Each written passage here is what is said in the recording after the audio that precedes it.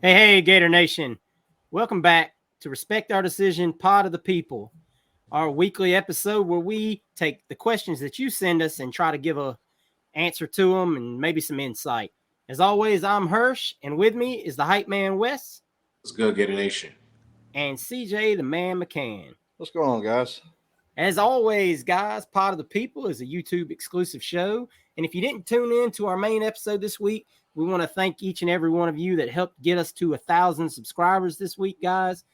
Big shout out to all of y'all. And if you missed it on the main episode as well, we picked the winner of the giveaway that we had in the month of May.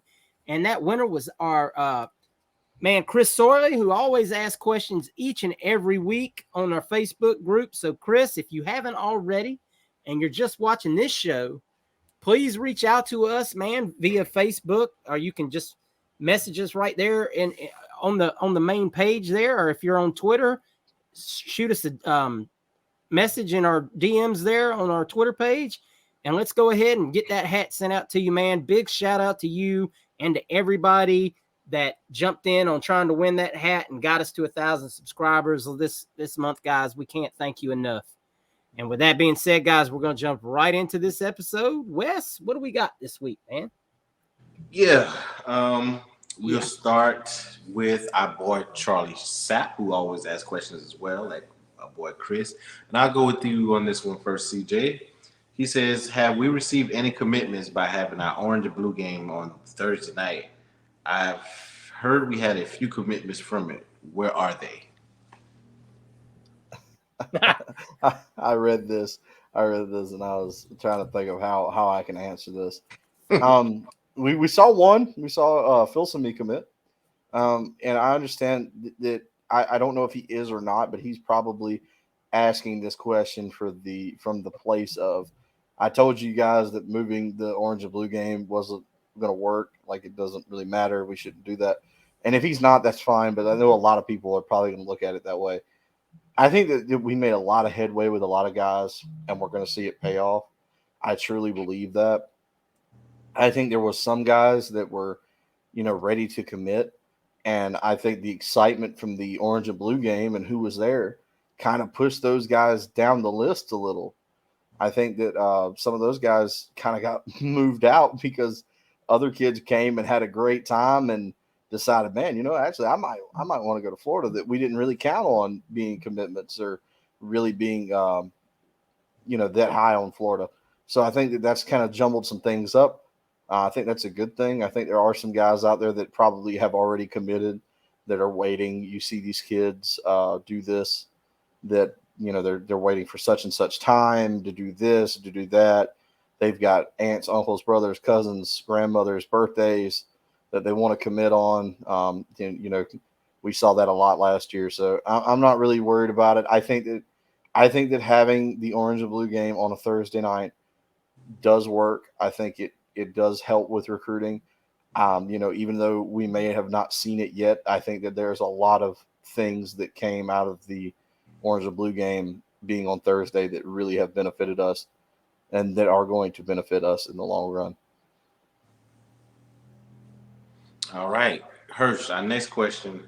I don't know, Ali. Ali. I don't know if you watch our podcast, but I'm gonna shout you out because you just put some eyes emojis with the thinking emoji. So I don't know what that was. But the next question is from Byron. He's thinking about a question. You never asked it. But Hirsch, this is from Byron Holden.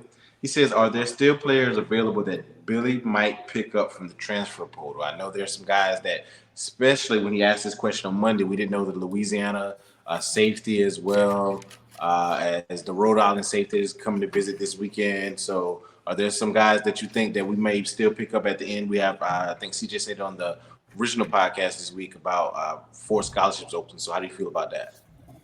Yeah, as we said on our main episode, if you haven't listened to that already, Antonio Carter is supposed to be visiting us. He's a transfer from Rhode Island. He's slots at maybe like a nickel position, possibly a safety. I've seen him listed as both. Kind of, everybody has their own take of where this kid should play. Some say corner, but I think this is a guy that Coach Raymond's looking at as a guy that can maybe play any position in the secondary if called upon, but he's very high on him from what we've heard. So look for that young man to visit on the 15th or right around there. There's whispers there could be an offensive lineman visiting this weekend. Don't know who, don't have an idea of any except that he may visit this weekend. And of course, we talked about running back Alton McCaskill visited last weekend, running back from Houston. Other than that, man, this staff is really keeping transfers on the DL, their visits on the DL until like right before they get into town, or even when they're on till they're on campus. Hey, man, that's their strategy of doing things. They're trying to sneak some kids in here without other teams knowing about it. So maybe they can't contact them and say, no, man, don't go there. Come here because we're going to offer you this, that, and the other. Smart, if you ask me. I mean, as long as you've identified the guys that you want and you need. So names just kind of come out at random here as far as this, portal cycle goes. I like the close snip stuff that the staff is doing, and we've kind of finding out stuff later now than we used to with the leagues. This is from my boy Joshua Humphrey.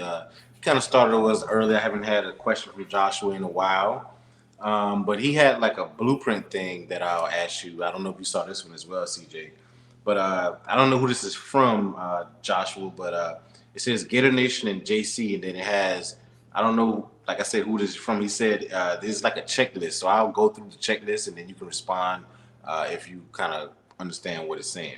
It says, here's why the Florida Gators football team will win at least 8 games in 2003 or more, if not more. The roster has been flipped. Last year, the majority of the roster was still Dan Mullen players. Players that it come out since they departed were not motivated and bought in. Second one, more consistent play on offense in the short and medium range passing, and more game starting experience. Third checklist, defense will be at least a top 50. I'm predicting a top 30. We lost several games last year because of the defense. The fourth on the checklist, majority of the losses were one-score losses last year. Better defense will win majority of those. Then add in better roster and more consistent offense. The next on the checklist, because the roster was flipped, the players have bought in and want to win. The next one and then the last one, this is the last one. I am predicting the Gators hold Utah at or under 14 points in the opener. Today's date, March 8th, 2003. Thank you, Gator Nation. That's Gator. This might have been from Josh that he wrote. So how do you feel about what Josh's summary is? I think those are all really good points to make, to look at progress. I don't know about holding Utah to 14 points. If we do that, then I'll feel really good. Me too. I think that there is a path to 8 wins next year. I don't think we get 8 wins next year. I'm kind of still in the 6-6, 5-7, 7-5 kind of range. I could see a world where we go 4-8. It's just tough schedule. It's a tough schedule. Most teams, I saw somebody post the undefeated percentages for teams. What percentage predicted would go undefeated against our schedule. Ours is at 0%. There's nobody in the country that they feel could go undefeated against our schedule. We play a really tough schedule against a lot of tough teams. We're going to go on the road to play LSU. You're going on the road to play Utah. You're going on the road to play Kentucky. Going on the road to play South Carolina. There's a lot of tough games in there. And like I said, I'm not looking so much at record as I am at how they're playing. I want to see what the team looks like on the field as opposed to the record. Because, there were times, like even when Dan Mullen was here and we were winning, and I specifically, I'll go back to Jim McElwain. Jim McElwain had some pretty good seasons, and we've had some pretty good records. But if you watch the games, you could tell that it didn't look right. Like doesn't feel like we're winning as much as it says we are on the record. And then we saw in his last season here, all the suspicions we had kind of come true once the East stopped being a big pile of dirty laundry that we just kind of happened to be the least dirty shirt in that pile of dirty laundry.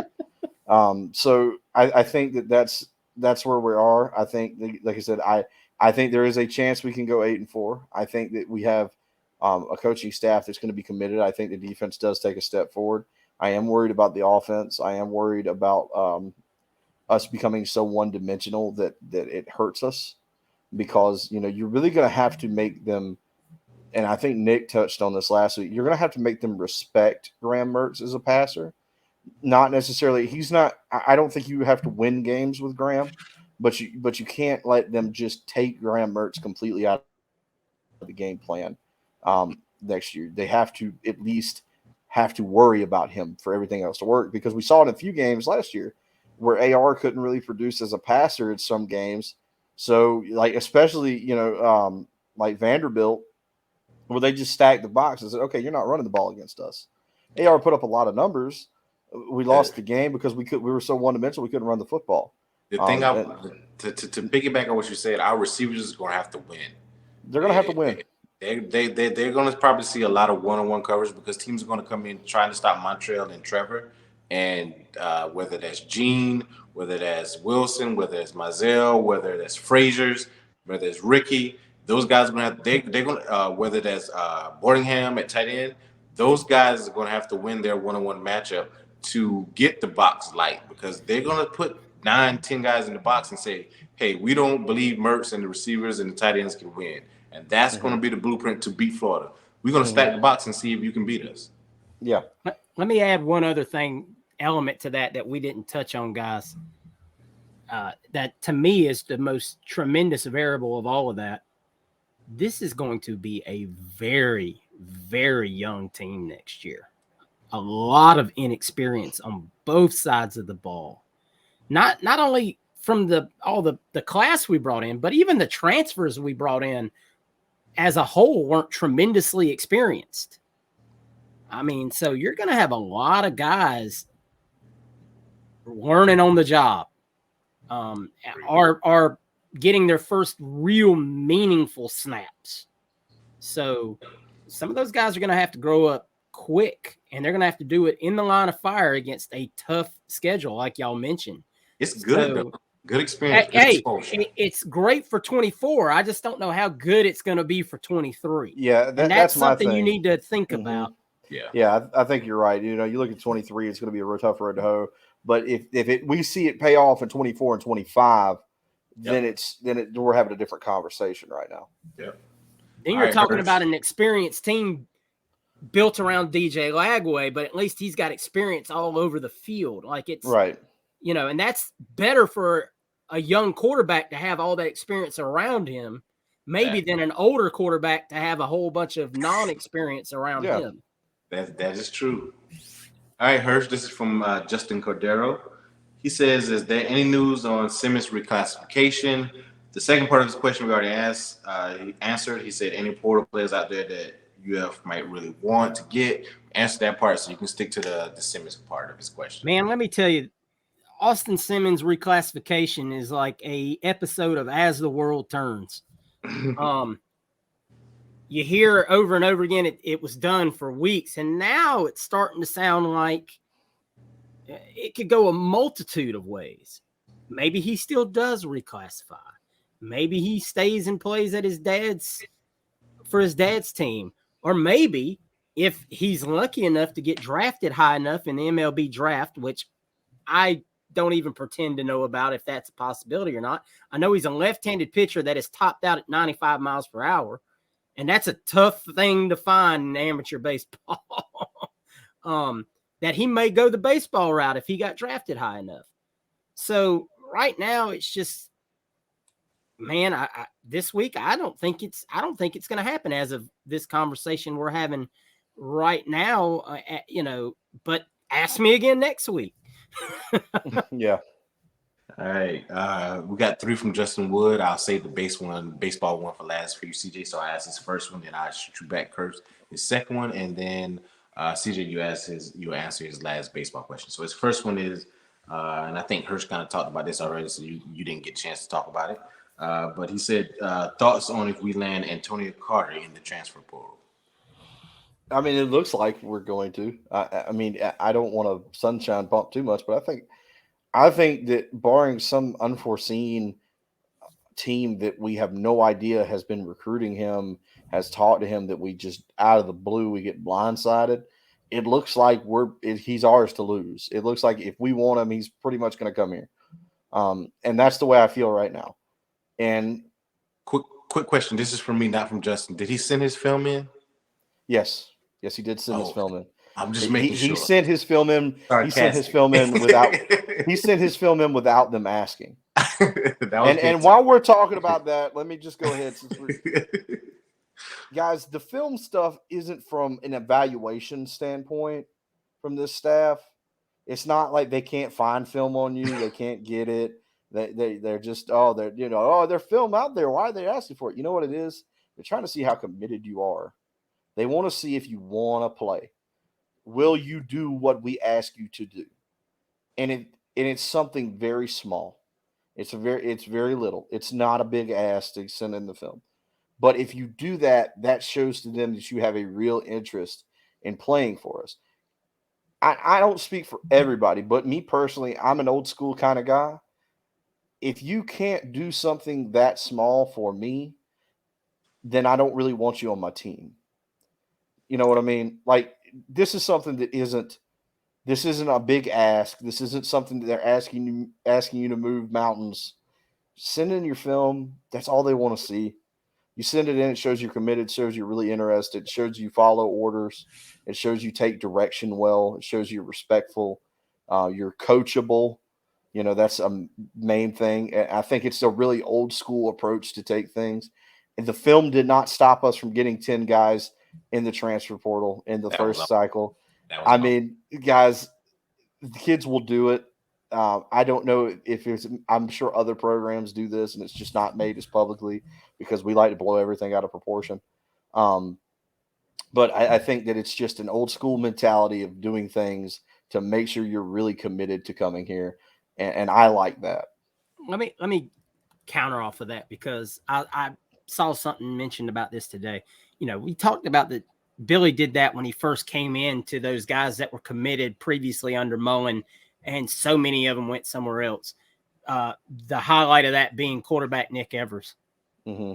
And look now, Evers is already on his second team, showing you that that's a young man that's committed to him, not to a team. And I understand that. I'm not saying that a kid shouldn't have his interest in mind. I'm not saying that.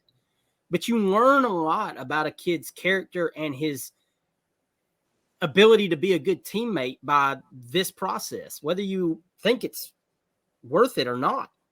Now, don't get me wrong. They're not sending a text message to Jeremiah Smith and saying, hey, we need to have your tape. You know, yeah. I mean, there's certain guys, they know not to push that button. I doubt they sent a message to DJ Lagway and said, hey, you need to send your tape in, you know, but they want to make sure some of these kids just ain't chasing dollars. Yeah. All right, Hurst. It is what it is. My bad. The second one is from Justin before I get the baseball question to CJ. He says, I like this question. Get me hype. How many commitments should we expect in the month of June to land? If you had to give your best guesstimate. With Friday Night Lights being moved up to June, man, I'm going to set the bar high. I'm going to say 5. I'm going to say 5 commitments in the month of June. And somebody might say, man, I want more than that, and that's fine. But 5 is a hell of a month when you've already got, you know, what is it? Well, what are we sitting at now? 8? 8. Yeah. 13 commits by the end of June. Mm-hmm. You're doing the damn thing. Especially when you consider you're getting a higher caliber of recruit this cycle than you were even last year. Right. Yep. So if they land some of the guys that they're sitting in a strong spot with, if you close on a TJ Moore and a Zay Mincy and, you know, and a couple of other these guys. Walter Matthews. Yes. Yes, definitely Walter Matthau.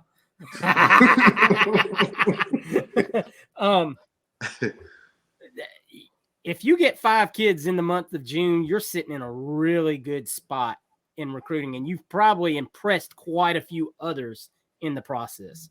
Exactly. All right, our last one for this week, CJ. This is your baseball question. And you kind of touched this on your around the bases on the original pod, but he says thoughts on the baseball team losing the series to Texas A&M, and should fans be worried? I don't like to lose to Texas A&M. I think it's a team we should beat. I don't want to ever paint a picture that I'm content with losing, because I'm not. But I think in the sense of baseball, you have to look at it as like the whole picture of where you're at. Like I said, we've only lost 2 series all season. Um, that's really good. Um, it sucks. I wouldn't be too worried. The only thing I'm worried about is, can Hurston Waldrop rebound with the NCAA making him change the way he winds up to pitch this late in the season? That's so horrible. Like I said, it's just one of those things where the kid has pitched, I think, 40 games in his career now in college. He's been doing it the same way since I watched him play here in high school. Um, I don't understand it, why it happens now. Um, it just sucks. But I wouldn't be too worried. I think the bats can swing with anybody. They were a little cold against A&M. You did see Caglione break the record. Going against Vanderbilt, they're a really cutthroat team. They're not going to give you a bunch. They're a hard team to beat. They're always good. But I wouldn't be too terribly worried where we're at. Um, you know, Omaha is the goal for sure. If we don't make Omaha, I will be disappointed, because this team is really talented. We're losing a lot of experience this year. Next year, it's going to be a much younger team. You're going to have to redo your whole pitching rotation next year. Not to say we're going to be bad next year, but this team right now is set up better than where we're going to be at next year. So you want to pay off. I'm not going to doubt Kevin O'Sullivan. Even if we miss Omaha, I'm not one of these people that's going to stand up on the pedestal and say, I want Sully gone. He's washed. He's no good. I'm not doing that. I'm sorry. I look at it as a sense of, if it hadn't been for COVID, we would have been in Omaha in 2020. That team was stupid good. They were undefeated until COVID happened, I believe, or only lost 1 game. Up until that point, they were like 25-1. So, like, I mean, that's one of those things you can't really account for. And I think if Sully had finished out that season, people would be looking at it a lot different. You start talking about, oh, they haven't been to Omaha since 2018 or something like that, which, it is what it is. It's really tough to get there in baseball. Baseball is a hard sport to win. It does not reward the best team every year with a national championship. Tennessee was the best team last year. They didn't win it. Arkansas was the best team the year before that. They didn't win it. Texas was the best team before that.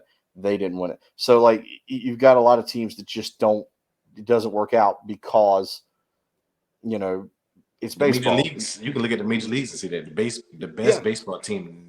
It's not like basketball and football. Baseball is totally different. A good pitch, like pitchers can have a great weekend and just shut everything down, and that can just kill your season. It's all about getting hot. It's all about getting hot at the right time when it comes to baseball.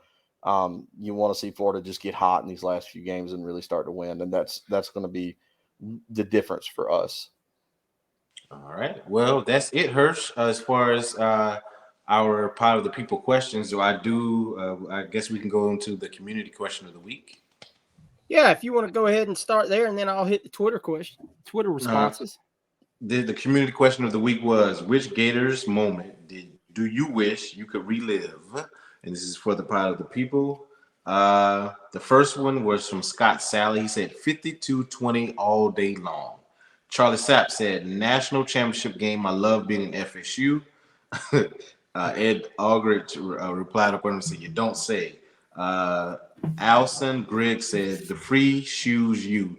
Twin QB game note was at all 4. Yep, damn Huskers. Spurrier sister asked to shake my hand. I was a daddy's girl then, and they don't know a girl name picked out when I was born because daddy knew I was a boy. I lost to him. Oh, I think they was talking about something else. That was kind of touching my bad. I apologize. I read this, Wes, and she goes on to talk about her dad and him buying a tie at the SEC championship game. and it was a tie that specifically he could wear with all the SEC teams on it that didn't show the Georgia logo anywhere. And I kind of got a little watery-eyed reading that. That's why I stopped when I was reading it. Yeah. That really was one of the posts when I made the community question this week. That's kind of what I was looking for, more responses like that, because winning a championship is awesome, but like something like she wrote about her dad and how special it was to be at football. She has a picture. If you guys go, she has a picture with her and her father. Shout out to you, Allison. Our condolences on behalf of our pod of your loss. But I see the tie. I see the picture with you and your father. So our hearts and prayers go out to you, and our condolences from us here at the pod. The next one is from Dennis Kaysen. He said that first SEC championship game win in 1993 was pretty cool. Julian Anzalo said Tebow in the rain game against FSU in Tallahassee. Byron Holden said there's nothing better for me than the 1996 national championship game beating FSU 52-20 was historic. Go Gators. James Lynn said all of them. James Lynn III, excuse me. David Friends said 1996 national championship game. Ryan Gurns says the game versus FSU in the rain where Tebow had the red dye of FSU's field in his jersey was a special game. Julian agreed with him. Jay Stubbins said 96 championship game, FSU 52-20, and 97, you know that's my game too. Spoil FSU's national championship games by 200 yards by Freddie T. Justin Woods says Tebow beating FSU in the rain. His honorable mention was Florida beat Georgia and took a bunch of timeouts at the end of the game to be spiteful. And Charlie Sapp said, yeah, that was a good one. He said, well, yeah, after Georgia stormed the field the year before, it was bitter sweet. And that's all I have there. I don't know what you got. Right. I got a few on the Twitter machine. Lucas the Gator Man, first response, said the 2008 SEC championship game. Of course, that was Florida beating Bama and Julio Jones and that crew over there. Of course, we know Nick took that one a little personal and handed it to us next year, but that was a dang fine football game. The aggregator says the entire 2008 season, every game, every week felt like waiting for Christmas. To this day, I have yet to experience magic like that in sports. That was truly a magical season, sir. You are correct. All except that Mississippi State game, but you know. Hey, we got a Ole Miss. We got a Ole Miss. Golly, I can't even get Mississippi's teams right. Dan Mullen just sticks in my head, I guess. I don't know, but of course we got an all-time moment out of that, even out of that loss. We got, the promise. Jeremiah Coker says the first basketball national championship. That year was insanely fun, as most of us had no clue who guys like Noah and Horford were, mainly just bench warmers the year before. Then they come out of nowhere and dominated. Also set the stage for the next few years in basketball and football.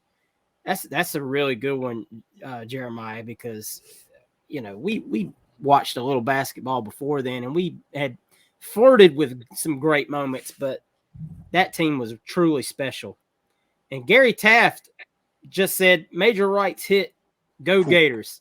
Yes, sir. So that was a moment, and that set the tone for the whole game. Major Wright, if you haven't heard him talk about that moment specifically, even said he did that on purpose, that instead of going for the interception, he knew that laying that hit would set the tone and keep Bradford on his toes the rest of the game. I mean, I guess that man knows football better than me. I would have said go for the pick all day. In the national championship, man, I'm going for the pick. But hey, Major Wright, you played pro football. I did not. You won a national championship, and I sure didn't do that. Wes, what's your moment? 97? I'm going to be a little different. Are you? Yeah. When I really thought we were back, and I know in hindsight is probably the best thing for the program. I watched the game tonight. Like I come out here, I'm in my man cave. I'll turn on YouTube and go to there's some things we have like 30-minute review of the game. And I watched that Ole Miss game in, I think it was 2016 with Will Greer and the way our defense, we had just came back and beat Tennessee the week before with the Antonio Callaway catch and run, and Tennessee missed the field goal. And then next week we play Ole Miss, and we just they had just beat Alabama, and we destroyed them. It wasn't even close. And I said, we are back. Like I was so high. The swamp was so electric. You had Demarcus Robinson, Callaway, Kelvin Taylor, Will Greer, Vernon Hargraves, Keanu Neal, Jared Davis. Like it was Jonathan Bullard. I can name that. That to me, that defense was the best defense I ever saw from Florida. I know people love that 08 defense, but to me, that defense with the corners, if you look at that secondary with Duke Dawson and Brian Poole and Marcus May, and like the depth of the secondary and the linebackers with Morrison and those boys, and Alex McAllister and Brian Cox and CeCe Jefferson and Taven Bryan, like I can call that defense was stupid special. I thought Will Greer was the future, and that's all I'll say. That was at my most high. I was, yeah, I kind of kicked that one around too because I was at the game. I bought tickets to the 2015 game against Ole Miss in the swamp. We were 25. They were number 3. They had just beaten Alabama. Nobody gave us a snowball's chance, but we went out there and that place was rocking. But my favorite moment that I would probably relive again, I had tickets, and I went to the 2019 game against the Florida State Seminoles, and we walked the dog against Florida State, and I had gone went with my wife to the game, and I was balling on a budget. I was still cutting meat at Publix, so I had spent some money, and what I thought was really expensive.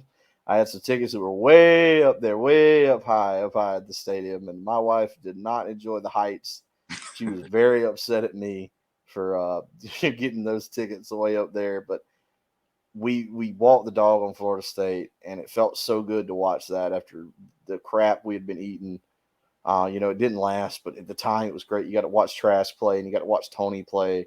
I got to see Grenard, kill Jordan Travis with that hit, knock the ball loose, and it was a great time. Then you have the fourth quarter rolls in, and people saying, we won't back down. And they kept singing through the field goal kick by McPherson. And it was just this moment of this is what it's supposed to feel like all the time. Yep. And championships are great. And I don't want to necessarily relive championships because I think that takes the specialness out of them. I think that I always want to see the next championship. We can relive championships. We look at the numbers on the wall all the time, but that game is in a bottle. That was probably my favorite experience. Just being there for that, to really feel like this is what it's supposed to be like all the time, with all these people at night, really dominating Florida State, and it just felt good. So if I could relive one moment, that would probably be it. What about you, Hirsch?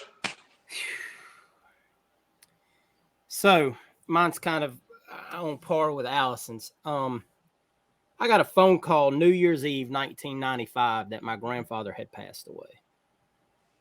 So of course we have to go up to Spartanburg, South Carolina, and all I can remember from that whole period of time was me and my dad sitting there January 2nd, watching the Gators beat FSU in the national championship to win our first national championship. And that's just one of those things, man. It just always stuck with me that was a moment that, my family was together, obviously for a sad circumstance, but then you get a moment like that where you just get to sit there with your family, and in a really bad time, it made us feel really good.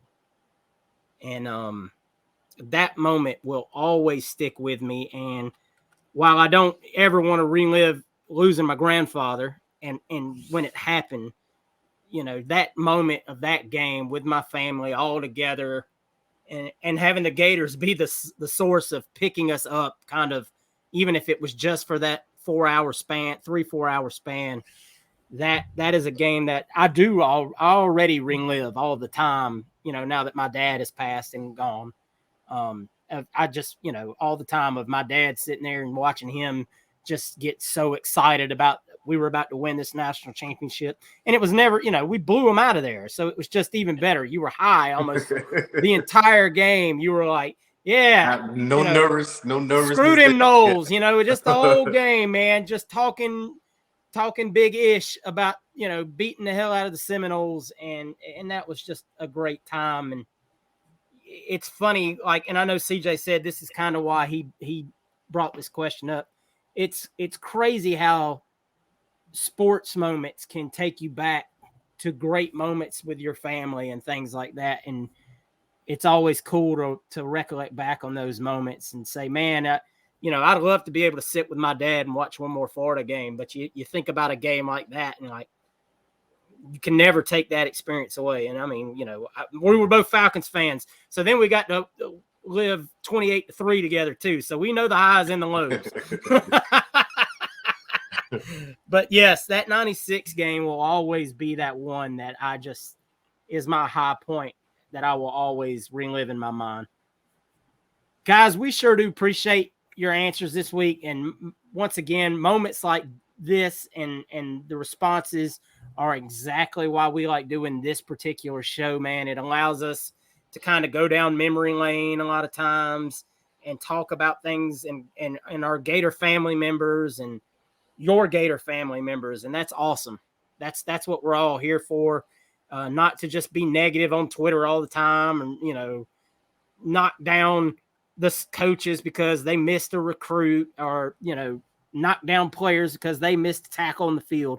It's awesome to come together like this, tell some of these stories, get to know our Gator family a little better, man. And we sure do appreciate y'all participating, those of you that do each and every week. And if you haven't up till now, man, next week is a whole new question and a whole new time to maybe send in your story and have it read and hear and have others hear your story if that's something that you're into. And we hope it is, because we sure do like doing this, man. No matter how sensitive it is. And if it's something you don't feel like sharing, that's cool, man. We get it. Absolutely. Some moments you just want to keep in here and keep to yourself. And there's nothing wrong with that. But if it's something you'd like to share, man, it makes you feel good to get it out there, send it to us, man. We'll talk about it. We love it. So next week, be on the lookout. Brand new community question, brand new questionnaire to send in your questions for recruiting and the portal and baseball for CJ. And we'll just keep trying to answer them, man. We appreciate y'all each and every week for sending those in. Make sure if you haven't already, guys, go ahead and subscribe. If you are, we appreciate it, man. We thank you so much for being one of those guys. Now, if you're subscribed or you're not subscribed and you're here, hey, go ahead, drop a like and leave us a comment in the questions. Maybe ask us a question for next week's show. We'll check it and we'll read it off. And we appreciate you guys. Please just keep supporting us as creators. As if you aren't already, you can check out our Patreon at Respect Our Decision. And once again, guys, we just appreciate all your support. We appreciate your interactions. We wouldn't be able to do this show if it wasn't for y'all, and we thank you. Guys, anything you want to add? No, I think that's it, man. I think you covered it. Yeah, you covered everything, man. All right. Our sponsor. We didn't shout out a sponsor. Yeah, guys. Check out Alma Mater. Check out Alma Mater. Yeah, if you haven't already, you see it right there below. Check out the links for Alma Mater. We'll put some in the video description, man, for some of the great merchandise they have, like the new Jack Teeny shirt. If you haven't seen it already, I know some of the proceeds of that go to Jack's NIL. It just Gator businesses, man. And that's what we try to support is great Gator businesses that also help support the Gator athletes. And that's what we all should be doing. So check those out. We'll have a couple in the link for you. We appreciate you guys. Get those questions in for next week, man. We'll read them off. And until then, go Gators. Go Gators. Go Gators.